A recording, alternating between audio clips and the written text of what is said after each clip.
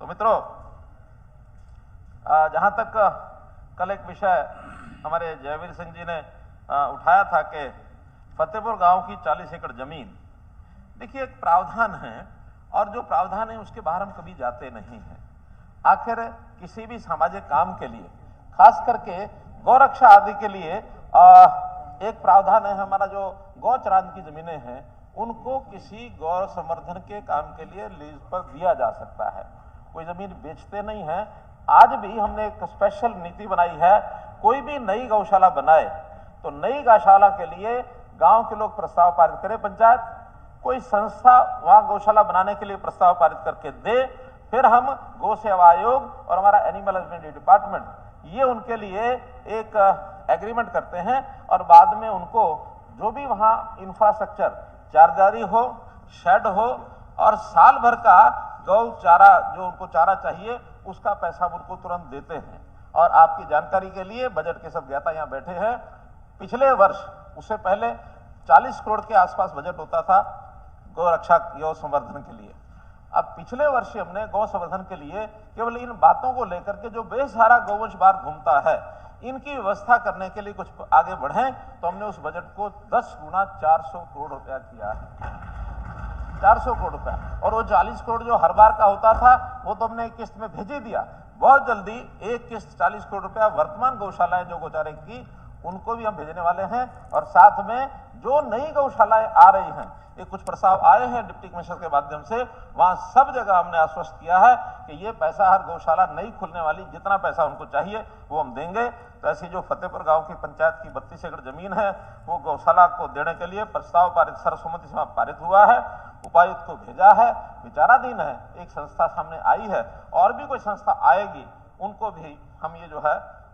इन गौशालाओं के लिए और आगे देने के लिए तैयार है। पंचायतों की जहां तक बात है कि उनकी लिमिट खत्म करके विकास कार्यों के लिए अधिकार दिए जाएं, ये बात ठीक है कि वहां सारी चीजें लगभग 20 लाख रुपए तक कोटेशन के आधार पर सारे काम होते थे। बहुत हमारे पास शिकायतें आई, हमने इन चुनाव से पहले ही, अभी जो पंचायतों को चुनाव उससे पहले ही उसके अंदर एक लिमिट फिक्स की थी कि कोटेशन जो छोटा काम है उसके लिए कोटेशन के आधार पर करें, उसके बाद बड़े काम के लिए ई टेंडरिंग से और ये विषय जाना चाहिए। 5 लाख से ऊपर ई टेंडरिंग से करेंगे, 5 लाख से नीचे के जो काम है 2 लाख 3 लाख 4 साढ़े 4 लाख तक भी वो कोटेशन के आधार पर करें। अब वो विषय इसलिए कि प्रारंभ में जो भी कोई सिस्टम बनते हैं तो कठिनाई आना स्वाभाविक है। ई टेंडरिंग में सरपंचों को कठिनाई आई थी, हमने डिपार्टमेंट को भेज करके और सबकी वहां ट्रेनिंग करा दी है। ट्रेनिंग कराने के बाद एकदम आंकड़ा तो मेरे पास नहीं है, लेकिन हजारों की संख्या में अब ई टेंडरिंग पर काम होने शुरू हो गए हैं। जहां कहीं कठिनाई है उसको अभी हम कर रहे हैं। जहां तक लिमिट की बात है, उस लिमिट में हमने कहा था कि भी 5 लाख के काम कराने में भी टोटल जो उसका राशि है